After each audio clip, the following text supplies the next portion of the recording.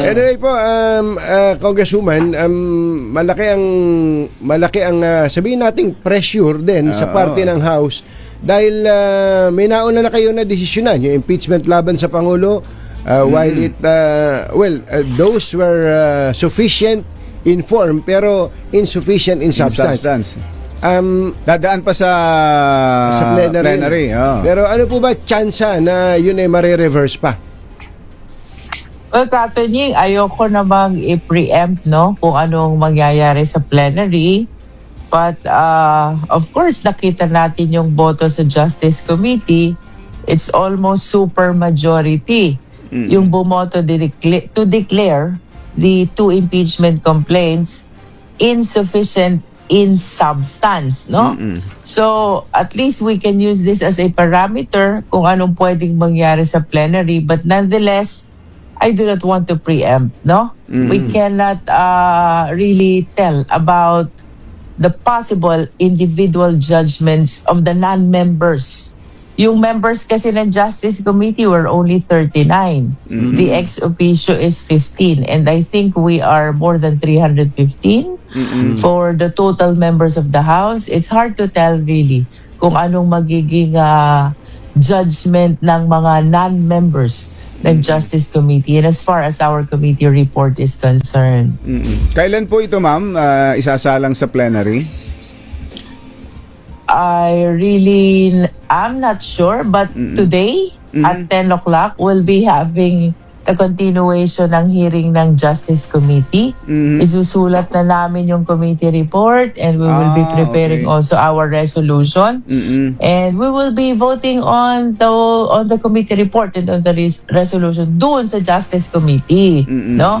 After nun, we'll be transmitting it to the plenary. I don't know when the same will be included in the order of business. Pwedeng today, pwedeng tomorrow, pwedeng on Wednesday. It will be the judgment of the Committee on Rules. Hindi pa pala kayo tapos, hindi pa pala talagang naipapasa sa plenary. Pero nag-aabot no? President, tapos eto na, andyan na yung sumusunod na yung sa kay Vice President Sara. At mukhang first time yata ito. Tama ba, Congresswoman, na first time na nagkakasabay na ang presidente at vice presidente ng Pilipinas parehong pinapa-impeach. Tama ho ba? First time ho ba ito?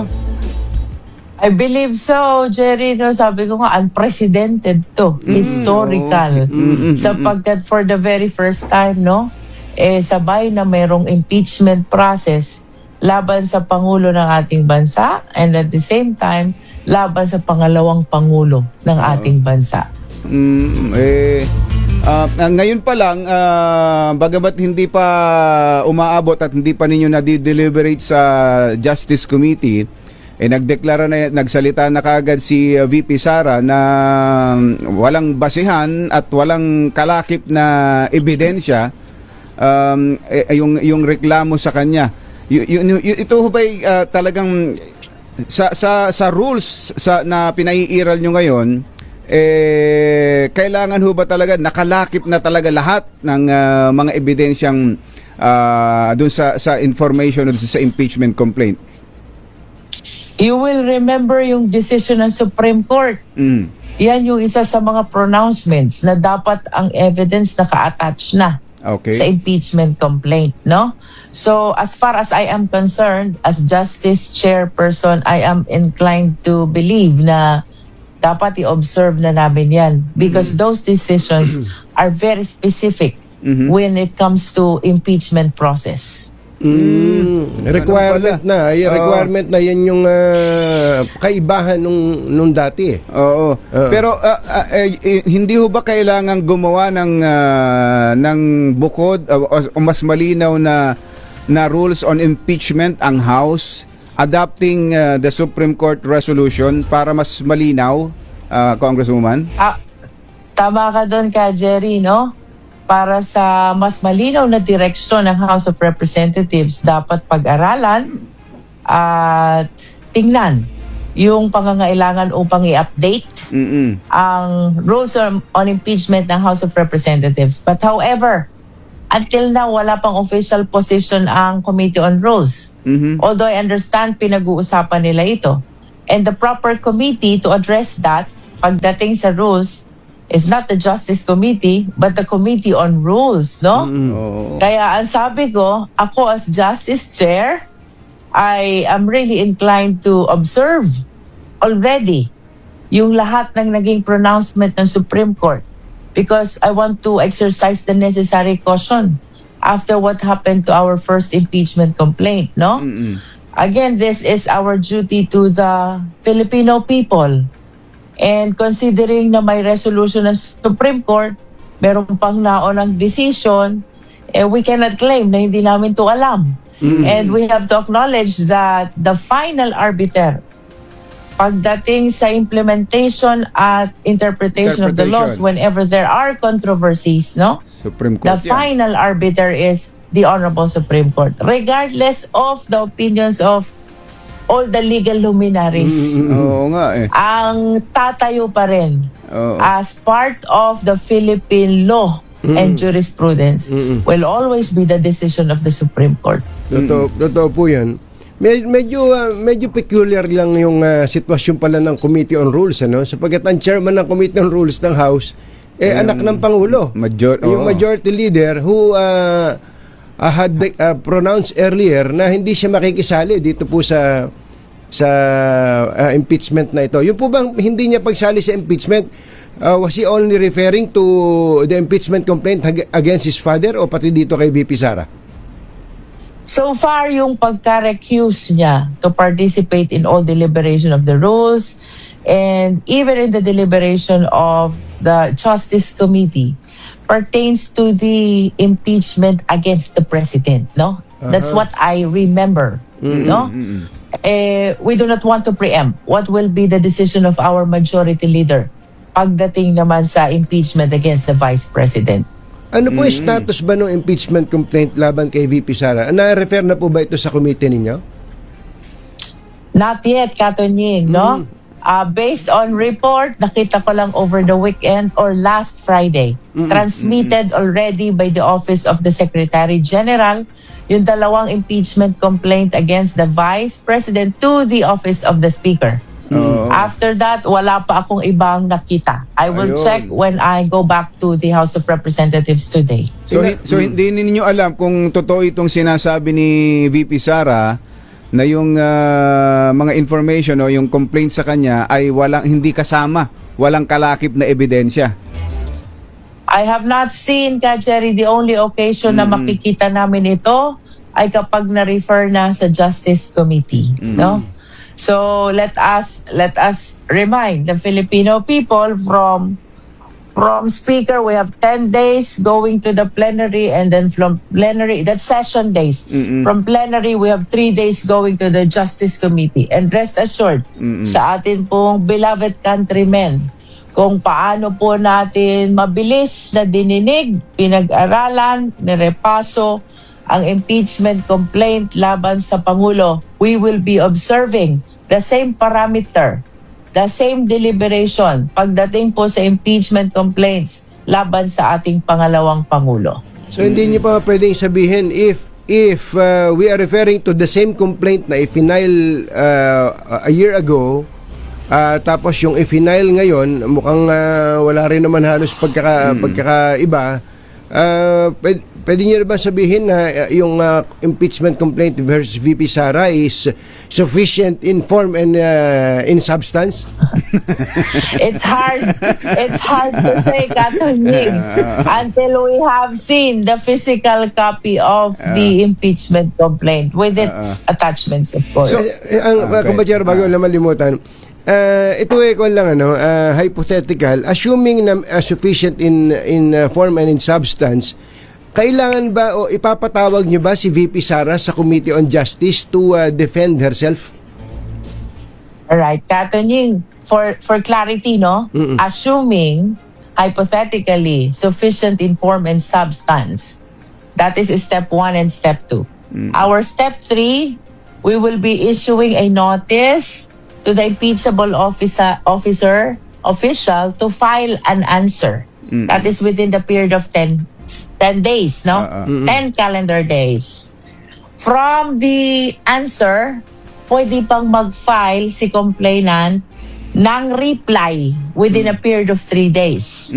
And then from reply, pwede pa rin mag-file si respondent ng rejoinder, likewise within the period of 3 days. We call that responsive pleadings. Responsive Kaya pleadings. responsive, nagsasagutan sila, Nagsasagutan, di ba? yeah. Complaint, answer, reply, rejoinder. Rejoinder. And then, along with that, they can also start submitting all their evidence, no? Submission pa lang yon, wala pa tayo sa reception. Kasi pag sinabi natin reception, you have to present and to offer na, no? It's not yet reception. Submission pa lang. And then of course, meron dyang mga affidavit and counter affidavit. They need to be sworn dito sa Justice Committee, before the Justice Committee. In other words, Jerry Catunying, lahat papel ang aandar sa step 3, no? And then after we complete all these responsive pleadings and evidence, we will determine whether or not there's sufficient basis for impeachment, no? If the answer is yes, we go to step 4. Step 4 is we start inviting the parties, the complainant, the witnesses, including the respondent who is the impeachable official, no? Tinanong na ako noon about the president. Paano kung hindi dumating? This is actually the prerogative of the impeachable official, whether to come or not to come. Kasi yung kanyang presence during the hearing proper, that is part of due process, no? If she doesn't come, the only interpretation is she is waiving her right to be present during the hearing, no? After that, step 4, pag tapos na lahat ng hearing, we go to step 5. That is the last step. We determine whether or not there is probable cause that support the impeachment complaint, no? That should be a decision of majority of all the members of the Justice Committee. Unlike the decisions from step 1 to 4, simple majority lang. Majority of present, so long as there is a quorum. Pagdating dito sa step 5, iba to. Majority of all members, All no? members. Pero Yeah, so if we are 39, Plus ex it officio. should be 20. Plus ex officio, depende kung ilan ang dadating. Sabihin na natin dadating lahat yung 15. 39 plus 15, divide by 2 plus 1. So 28, kailangan 28 votes. 28 votes. Or 28 something votes. like that. Okay? So whatever decision the Justice Committee will be coming up, itra-transmit natin yon by way of committee report to the plenary. And then that committee report is again subject to the decision of all the members of the House, at least one-third of One-third. all the members of the House. Kapag ang laman ng committee report ay walang probable cause, meaning dismissal, inapprove ng at least one-third of all the members of the House, then that is final dismissal of the impeachment complaint. Paano kung mabaligtad? Kung i-reverse sa plenary. Correct. Ang laman ng committee report, walang probable cause. Pero biglang ang naging motion sa plenary to disapprove the committee report. Pwede yun. At yung disapproval na yon, binotohan ng at least one-third of all the members of the House. That is tantamount to reversal. Reversal, No? and Ibig then, sabihin, ang naging decision ng plenary is with Impeach. probable cause. Meaning, yung impeachable official is deemed impeached. If there is a reversal. And in that case, in that case, ibabalik ulit sa amin for us to prepare the necessary articles of impeachment, no? Apo. Tapos, babalik ulit sa plenary for approval. And once approved, that will warrant transmittal na to the Senate. Yan ho yung kompletong proseso Kompleto. ng impeachment, yung dumadaan talaga sa Yung Justice step Committee, by step. by step. Pero meron silang sinasabing fast track, Congresswoman, merong parang express lane yata. Express Lane, Yun ho ba, under the new rules, yung based on the Supreme Court decision na lang. under the Supreme Court decision, nare-recognize ba yung fast track option na yon? Well, under the Supreme Court decision, the express lane na mode is still recognized, no? Hindi naman siya ipinagbawal ng Supreme Court. Even under the original decision of July 25, 2025, or under the resolution of January 28, 2026, hindi ipinagbawal.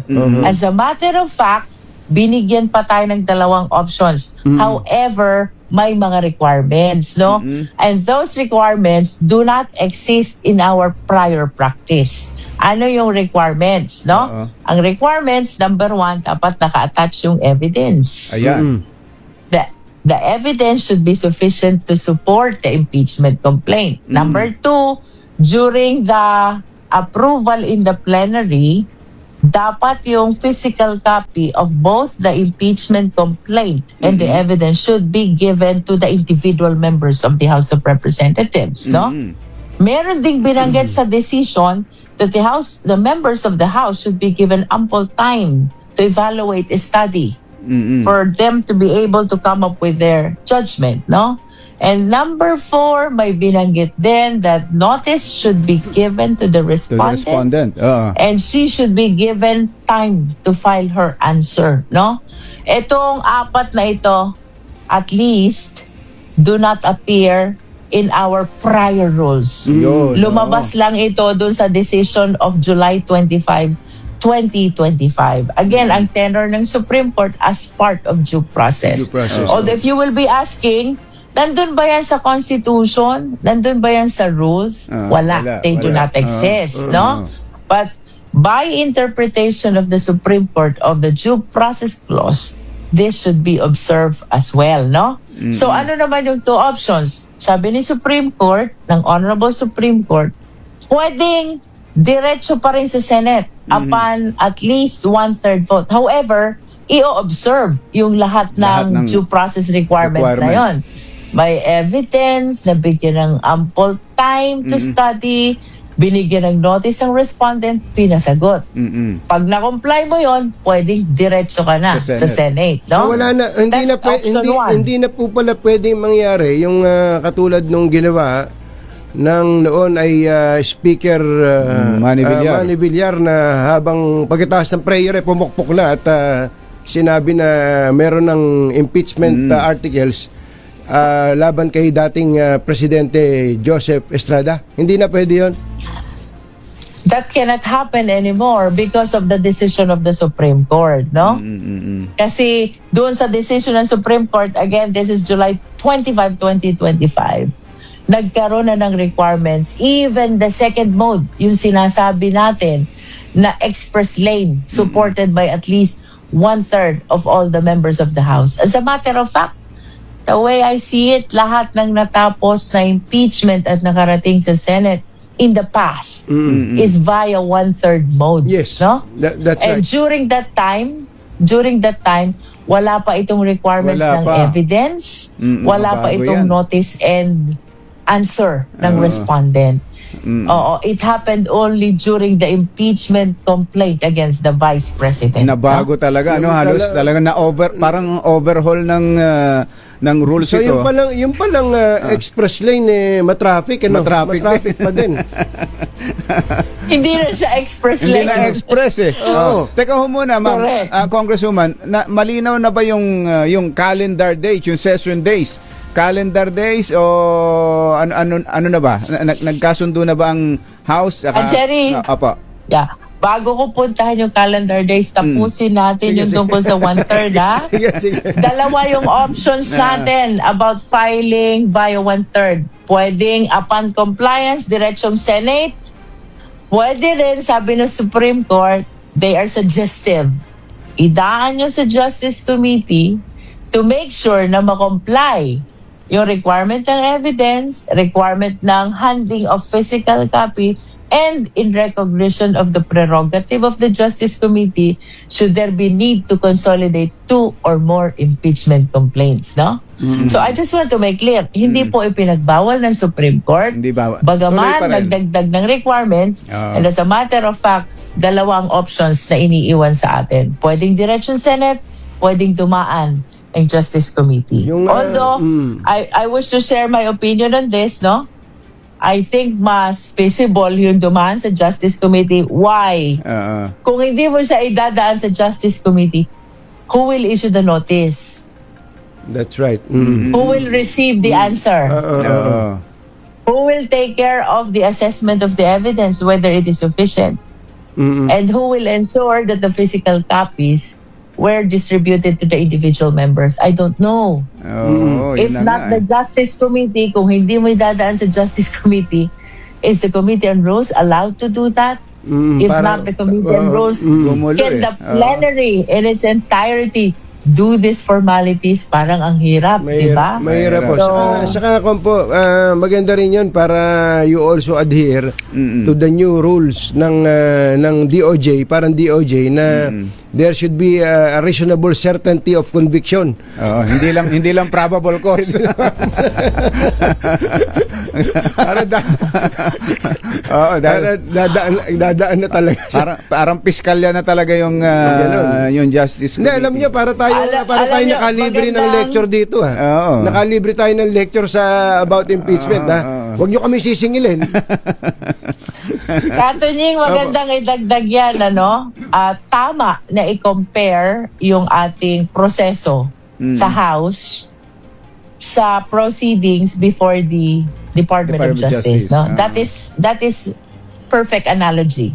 Ang nangyayari po sa House of Representatives, to be specific, sa Justice Committee, is merely a preliminary investigation. That is by analogy. Yes. No? Yung trial, dun po yun mangyayari sa Senado. No? Pero for clarity din, sa Justice Committee po sa House, hanggang probable cause lang tayo. Bagaman sa DOJ, tama si Katunying, tama si Ka Jerry, tinaas na nila. Reasonable certainty of conviction equivalent to prima facie evidence. Okay. So, linawin lang natin, Congresswoman Luistro, dahil hindi pa ninyo natanggap yung complaint, hindi pa na-refer sa Justice Committee, kung meron pang gustong mag-file, pwede pa against VP Sara. That's correct. That's correct. Kasi it is incumbent upon you to consolidate, no? That's correct. Let us go back to the Francisco ruling, no? Hindi naman po na bago ang Francisco ruling. What completes the initiation process is the referral to the Justice Committee, no? Okay. Except, of course, kung magbabaya 1/3 mode and they will be able to comply the requirements at matratransmit in due time to the Senate. In that case, magkakaroon din ng initiation which will bar the filing of subsequent impeachment complaints. No? Importante rin yung session days, Congresswoman. Nasa rules. Hindi calendar days, saka session days. Importante rin yun. Baka James Deakin kayo. Baka ma-technical. Go ahead po. We really need to be very cautious about the number of days we are taking our deliberation. No? Kasi nga, nagkaroon ng pagbabago ang definition ng session days. This one, doon naman ito natin nakita sa resolution last January 28 of 2026. No? Ang sabi ng ating Supreme Court about session days, it pertains to calendar days. So long as the House of Representatives holds session. No? So ang aming session is Monday to Wednesday per week. No? Kapag hindi kami naka-recess. So, ang bibilangin mo, Monday, Tuesday, Wednesday. That's equivalent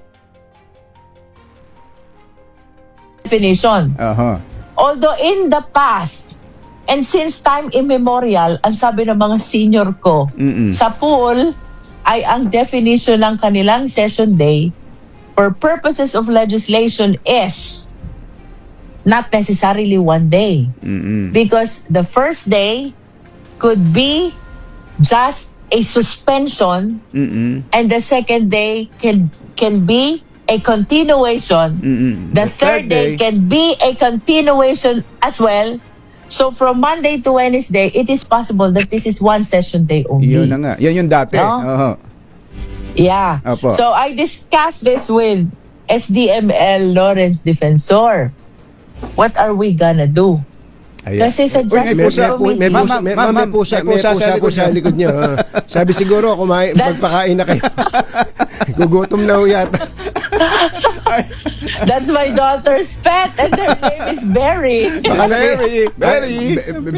Berry, do not disturb your lola. Kala ko alaga ni Congressman Barsaga. medyo showbiz yung si Berry eh. Kung saan may tao, doon siya pumupunta. May extra. Go ahead po, ma'am. Okay, so ang sabi ko kay SDML Lawrence Defensor, no, I need to be very clear about this session days even prior to the position of the Justice Committee. Why?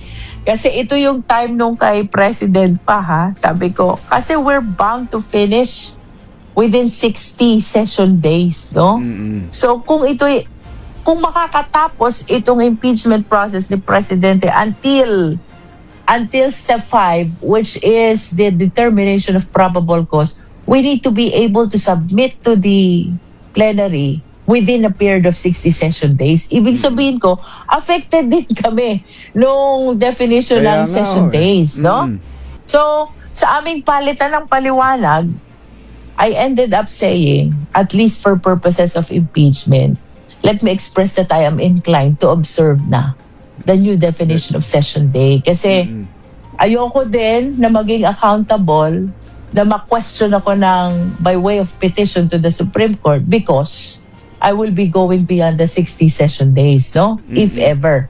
That is why we are very conscious right now in the Justice Committee. Opo. At saka, that's the reason also kung bakit paglapag sa amin ng impeachment complaint, gusto namin umpisahan na kaagad. Because we are conscious about the 60 session days that we need to finish in the Justice Committee.